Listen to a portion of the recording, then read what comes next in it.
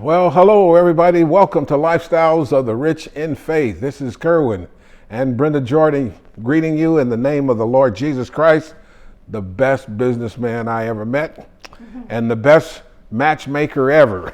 Yes. I'm so excited. He's been talking to me about riches and romance, and apparently there's an association with riches and romance. I guess when you got some money and not broke, man, you can really romance your woman. Anyway, I'm very happy because I got a text from one of my followers, and it looks like he's trying to catch up with me, romancing his gorgeous wife. And all the men folk know I'm big on being a romance for your wife, spoil her, treat her like a queen, and your personal goddess. So I'm going to continue this thing on the rich, and however, there's some things I've got to share because this morning the Lord was talking to me about, son, I really would like you to go back over some of those to you they're basic, but they're foundational principles about some 10 lifestyle principles of the rich in faith. I do cover it in my first book. Those of you can still get it on Amazon. But I'm going to do a little review of what these 10 principles are because the Lord asked me. They're 10 rich in faith lifestyles principles. So understand that a principle is sort of the foundational thing that should be in place in everything. It's something that's fixed. Man can't change it. It's something what God has in the creation. And it's funny that, it's really not funny, but he took me over to the book of Job. And I'm going to read some things over from there because actually all 10 of these principles are in this book of Job. Now, I'm not going to read the whole story of Job. Job is a very fascinating book. Many don't understand it. I've talked to people about it, and I've talked to God about it. And I've got a little bit more understanding than I did yesterday. So we're going to read Job chapter 1.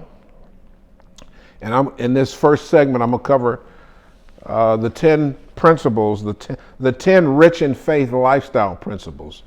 So it says in Job chapter 1, there was this man in the name of Uz, whose name was Job, and that man was blameless and upright. And he feared God, and he avoided evil. And he had 7 sons and 3 daughters that were born to him, 10 children.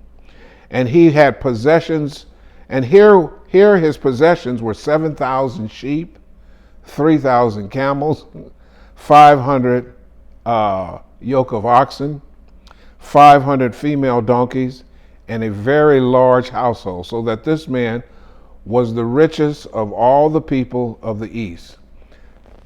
Now, case in point, God is literally bragging on Job.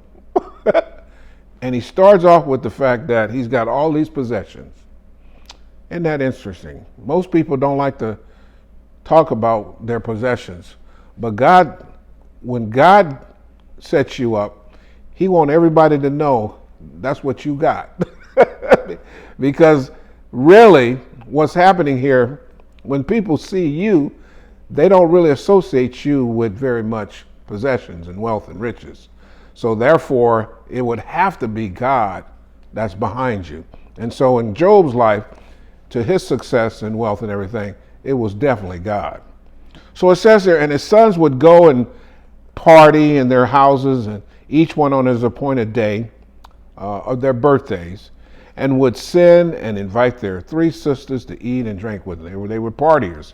So it was when the days of their feasting had run their course that Job would send and sanctify them, and he would rise early in the morning. Now Job was worried, and he offered burnt offerings according to the number of them all. For Job said, "It may be that my sons have sinned and cursed God in their hearts." And this did Job continually. So, like most parents, we have great concern for our children, even as they get grown and they go away.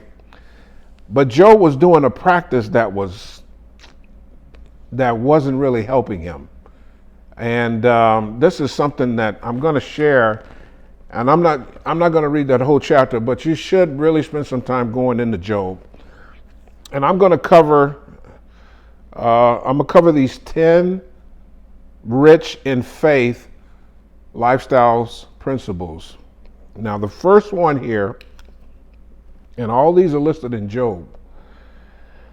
The first one, I want you to get this now. It says that the unseen thing create, change, control all the seen things.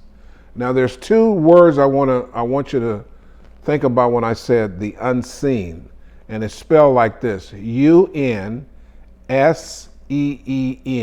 That's what you don't usually we associate that with our eyes, the unseen.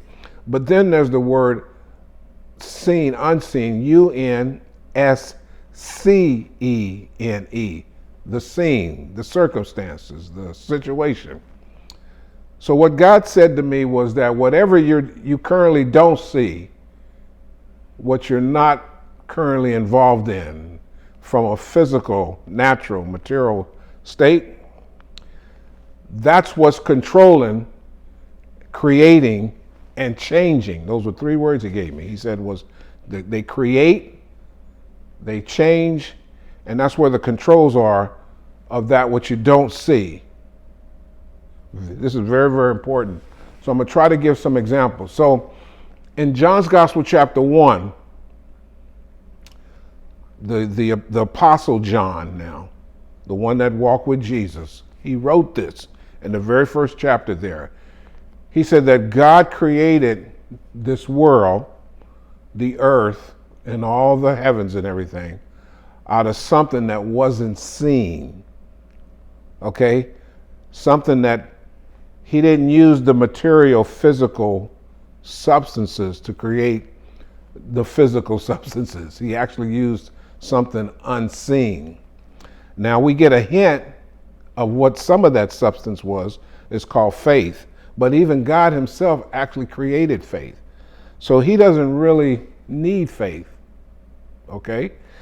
So everything and anything that God created and made, he himself is not subject to.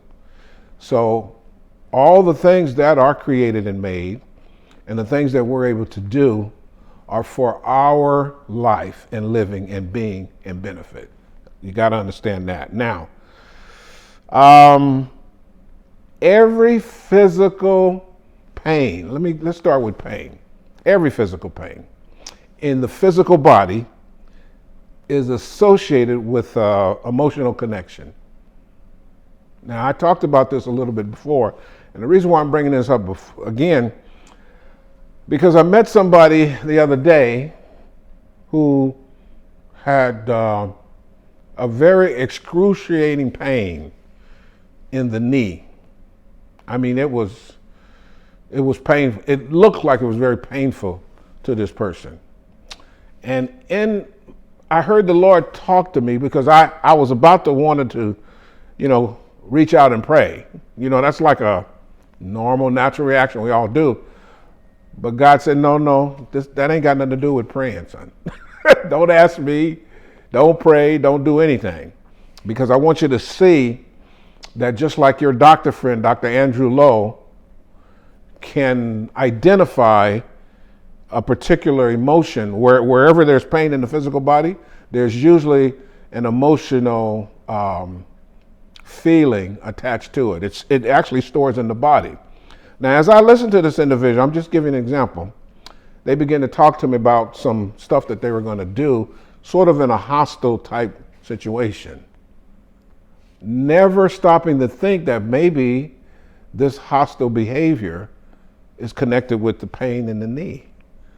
And that's what the Lord told me. So unless that hostility toward these people is released, that pain is going to stay right there. It's amazing.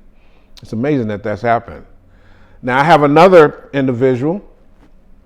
I'm just giving you some physical examples of how the unseen, that's part of the unseen world, control the physical body.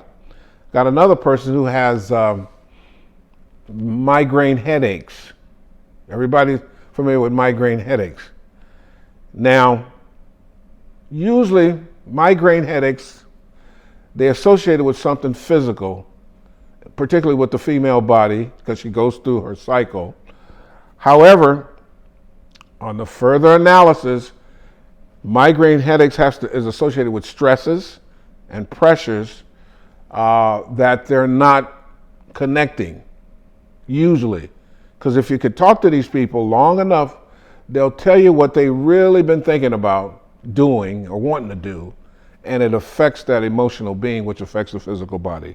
Inflammation and swelling is associated with emotional connection. Strife, demands is all connected with it. That's what the Lord tells me. Now, number two, because I read about Job here, because when you read the story of Job, this guy actually gets physically sick. He made himself sick, actually. Now, I know it says the devil did stuff to him, and the devil has access in that realm.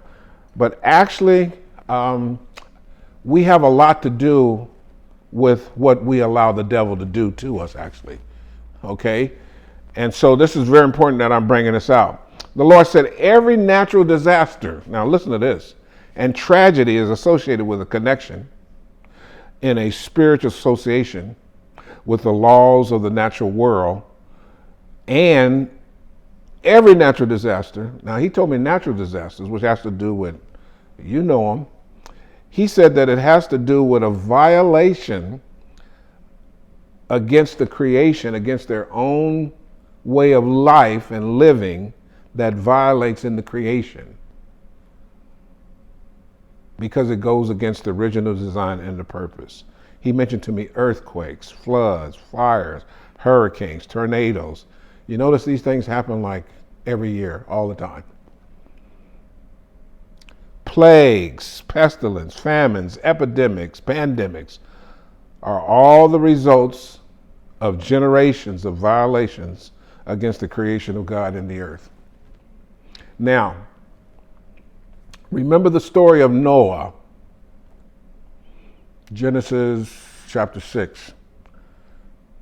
It was about, Noah was about 500 years old, it says. But after about 125 years or so, it said that the waters began to fall. So that means that, and God himself said, through the violence of the people at that time, the creation, he unleashed the flood on the earth. But it wasn't so much that the creation itself was bad, but it was because through the people, their lifestyle, that world, that first world, was wiped out. Now, let's move on up here to the material. So I covered the physical and the natural. Remember, the principle is the unseen world controls, creates, and changes what you do see. So now let's go to the material era. I'm still talking about the rich now. Wealth and riches are all tied to the psychological and the emotional states. All wealth and riches. So for example, in Los Angeles County, and probably, well, particularly in LA County, homelessness is the results of a breakdown and infiltration into the mental and emotional states in which an individual now lets go of their own controls and permits and allows for self-degradation. Self-degradation. Notice I said self-degradation, not somebody else degrading them. They just degrade themselves, and through the emotional, the mental breakdown, settle.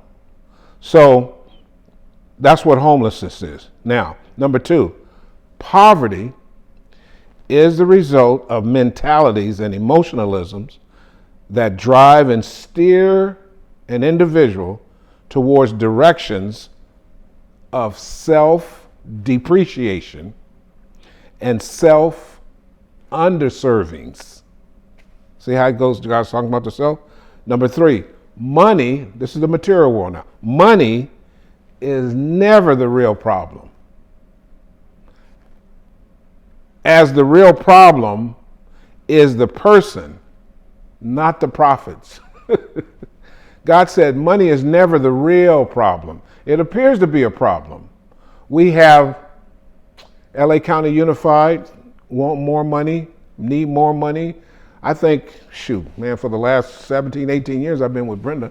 Brenda used to work for LA Unified. I think it seemed like every year they were fighting over more money. Now, I'm not against having more money. It's just how they go about getting it. They constantly got to strike, fight, and demand. It just seems very, very, hard. Protest, picket, and ultimately rioting. But this has been going on since I was a child. And actually, before I was even born, if you study human history, those kinds of things continue always.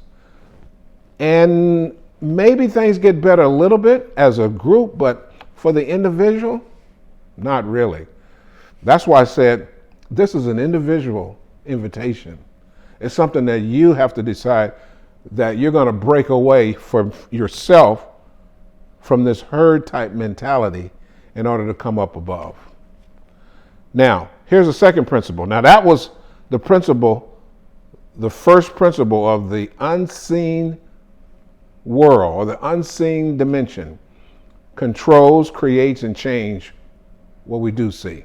Number 2, everything starts off small and over time becomes greater. Now, these are laws. These are God's laws. Man can't change them. Everything starts off small. I call it the law of the grain. Now, Jesus talked about the grain of a mustard seed. He made such an emphasis how important the grain of a mustard seed was. Why? Why use the grain of a mustard seed? Well, here's an example. The smallest cell, the human cell is actually the smallest cell in a human body. But within every cell in our physical bodies, every cell has these set of instructions, for giving life or giving what? Death.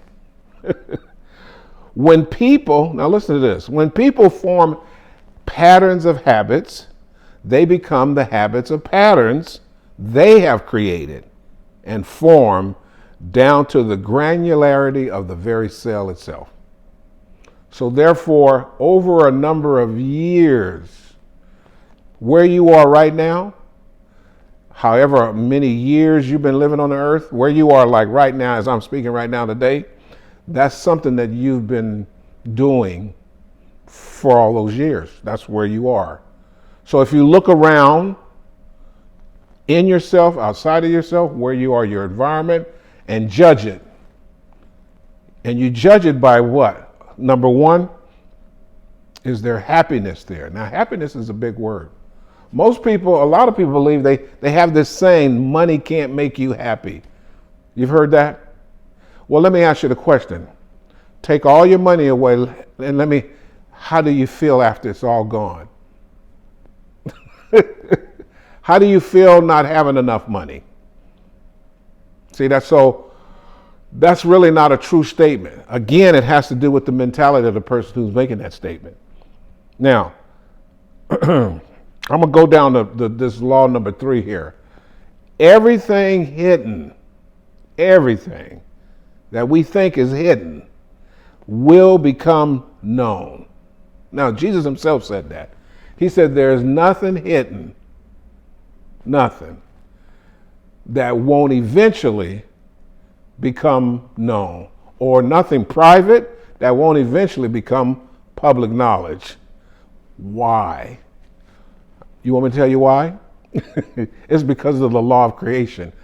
Genesis chapter 8, verse 22, God set it up. He said, seed time, harvest. When you plant a seed in the ground, you no longer see the seed, right? Or we know that it got planted. And if it gets tended to, eventually something is going to come up. Even if it don't get tended to, weeds start coming up, something. You see what I mean? So that's a law. So that's what I mean. Your activities that we're doing daily are going to produce and result in your life. Good, bad, ugly, or indifferent. Now, number 4, the unseen realm or world was set up first before the seen world. It is the foundation to all of life. However, in society, most people do is they approach everything from the seen first. If I see it, it's a cup, it's got to be a cup. What's in the cup? The mind is trained, your mind is trained from birth to rely on all your physical senses, touch, and then it establishes the information that it takes in as its truth. However, that's limited though. Why did I say it's limited? Well, because when there's a problem comes and he can't solve it, addictions, marital problems, financial problems, relationship problems, psychological problems, we have doctors, medicine. Now, medications is the science of medicines, which is based on studies that they have discovered from where? The physical world. That's why oftentimes a physician, a physical doctor, has limited knowledge and experience because he just knows what he knows from his study, research, tests from the physical dimension. That's where it stops. Soon as you mention something about something that's not measured in a lab, they're lost. So there's knowledge and information that supersedes that if the mind opens up to it. So that's what I mean about the unseen was set up first. So when you learn to listen within, it takes practice, that will always be your best guide. And you have to learn to trust that. Takes practice. Number 5, the unseen has a greater value, worth, than what you see. So that means this physical world is changing all the time. Things are moving on, and it's often referred to as the temporal world.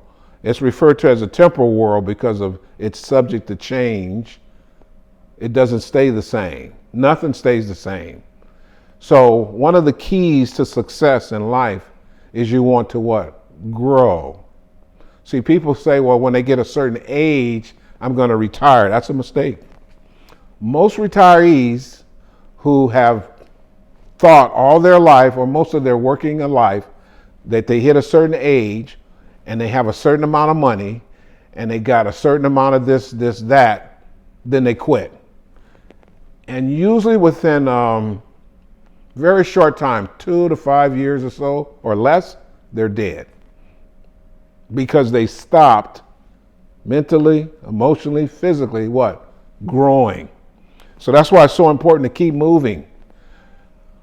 You may not have to work as hard as you used to when you were younger, but you still should be engaged because God created us to grow, He created us to gain, and He created us for gold. I call it the 3 G's. Number 6, communications have the highest level of authority in every dimension.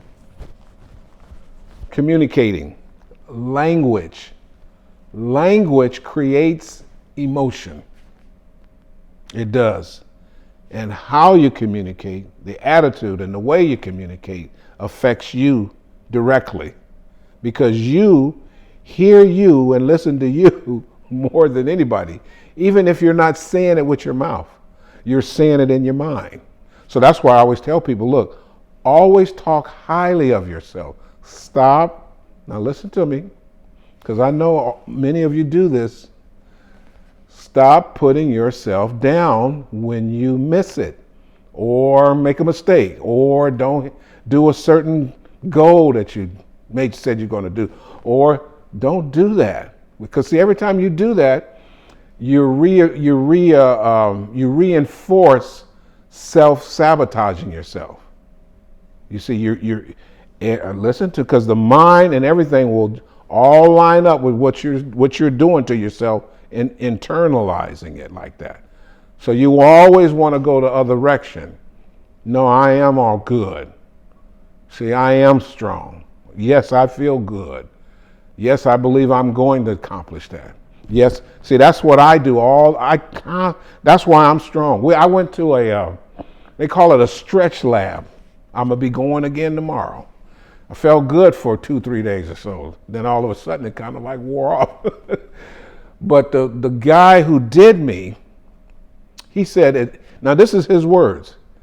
He said, Mr. Jordan, this is very rare that we have somebody come in here that doesn't experience any pain at all. I mean, he was bending me and stretching me, everything. And he said, you don't feel that? No. You don't feel discomfort? He said, do you feel any pressure? I said, I feel the pressure, but I don't feel the pain. He said, wow. He said, I've never had anybody like you. So I don't know how long this young man has been doing that, but I believe him. I believe him. And he started to ask me, the question he asked me was this: what books do I read? I told him, number one, I read the Bible. He said, wow. And then I told him a couple of other books I read. But my main books are the books in the Bible. And then I said, yeah, I walk, I hike, I'm active. I stay on the move. Okay? So he was impressed with that, so impressed with that. You know what he said? He said, that's interesting that you talked about the Bible, because somebody just gave me a Bible and I'm going to start reading the Bible too. And his name was Ezra. I said, do you know your name is one of the books in the Bible? He said, my parents told me that. He didn't really know who Ezra was. But I said, well, I would start to read that book first, so you get some background about the guy Ezra. He was a very powerful dude. God's man, God wrote a book about him in his own book. Now, number 7, that was communications. The 10 rich lifestyle principles I'm giving you. Words and what is said and being said carry much weight and value. They do. Whether you're saying it with your mouth or saying it with your mind. That's what people don't count. They don't count what they're saying to themselves or saying about others in their mind. And then number 8, faith is an eternal commodity. It's like a currency in that unseen world. Faith is so, and I taught this a few videos ago, should go back over it. Faith is so important that without it, your life will not excel. It is an impossibility. Jesus himself taught that.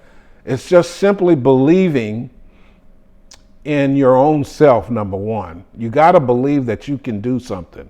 If you can't do something, then start learning about it. Because as you learn, you grow. As you read, you grow. As you study, you grow. As you those are growth habits, okay?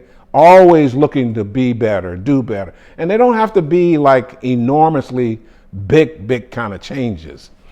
Like, for example, I have a desk where I have the ability to not only just sit down, I can roll it up where I can stand up, see? Change postures. And I endeavor to practice that every week, all the time. Stand up for a while. Sit down, stand up, squat. I got a barbell in my office. A dumbbell, Brenda said. And I exercise with it. See? Little things like that can make a big difference in your life. And then number 9, intimacy with God is having no need. Man, when you get intimate with God, all your needs are met. Whatever they are. It won't matter. There's something special about an intimacy with God. The only way I know how to get it is you got to pull yourself away, and he's got to be able to trust you enough to see if you like for real. I'll be honest with you, God don't trust everybody. He don't. You got to earn God's trust. I don't care if you think you go to church, you do what the Bible says, Even if you pray, there's a side of him that I know he won't say one word to you until you prove yourself trustworthy to him. And a lot has to do with you inside your own self getting real.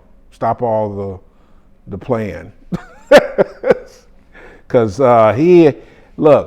playing church, and in other words, most people want to be liked by others. And I get that. I like being liked. But the truth of the matter is, what you got to decide, do you want God to like you more than people liking you? That's how I am. I do these videos. How many people you really think on YouTube and all the other platforms are really listening to these things? And the Lord had to straighten me out about that. He said, number one, son, I'm listening to it. I'm listening to it and watching you. So I need you to talk as though I'm sitting right there, like out there with Brenda, because I am. I hear you. So I do it consciously aware of him and the angels, but I also do it consciously aware that there's people that this thing goes out to. Now, my view count, if I was going by the view count on YouTube, they're like 10, 17, small numbers. But the Lord told me, he said, well, son, listen, Kerwin, I told you, you're not for the masses, okay? You're not for the masses. You're for just a select few. Like I got a text from somebody just this evening, and the Lord said, now see there? Look at that. This boy has been following you probably for about the last year. You didn't even know that. He sends you notes on the video. He said, that's what I'm talking about. See, people like that. And there's others, you don't have a clue. They don't want to contact you. And I said, well, that's nice, Lord. I mean, people are actually getting help by this stuff. So that's what I mean by being intimate with God. I like the fact that God likes me. I know he likes me. You say, how you know he likes me? Well, because everything works. I mean, stuff that I think wouldn't work ends up working. Stuff that I don't even think about doing or having, or it just shows up. And I'm thinking, oh, wow, that'd be nice. Oh, yeah, I like to do that for Brenda. Oh, wow, let me get that. Whatever it is, he just does it for me. And no, I ain't perfect. I figured, shit, man, I stopped trying to be perfect. I just want to be me. I like being happy. I'm very happy, very happy. I love what I do. I love my wife. I'm so happy. Man, you kidding? I just started something special. God helped me get that done, like minutes. I thought it was going to be this big old thing, and turns out that it only took about 5 minutes. See, that's what I mean, walking with God. He can help you to do stuff quick. It don't take years and weeks and months and stuff. I was like that when I started making money. I said, Lord, there's got to be a quicker way to make money. I mean, this is when I was doing IT work. And I was doing 40 to 50, 60 hours a week. And, you know, those checks were good back in them days, you know, 2,000, 3,000 a week, something like that.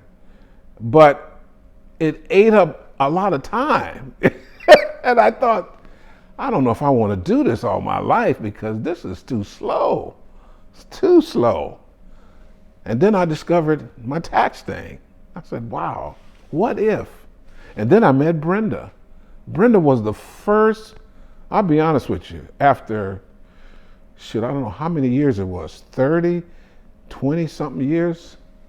She was the first person in 2003 that said to me, honey, she said, wait a minute, she says, Kerwin. She called me Kerwin more doing that. She was trying to get to know me. But she said, but when she married me, in the beginning years, she looked at my tax company, little tax thing, and what I was trying to do while I was working on a regular job. That I had a tax school. I was trying all kinds of things, because I really believed that this could be my ticket off the 8 to 5. I wanted to get off the 8 to 5. I mean, as much as I loved working, it was hard, you know, commuting and spending 10 hours on a job, making these guys rich. I wanted to be rich. I wanted to be rich, so rich where I didn't have to go drive anymore. That was the truth. And Brenda, she saw something that I didn't see. Because she said to me, shoot, honey, do you know you have a gold mine here? That's her exact words, ain't it, honey?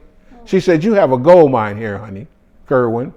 And I said, I do? That's how I responded. I was kind of shocked she said that. Because out of all the years, I don't think I had any encouragement from anybody. Everybody hated taxes. Ooh, why would you do that? And to this day, people hate taxes. Unless you're a CPA or a tax attorney or a part of a big 5 corporation somewhere making millions and millions of dollars.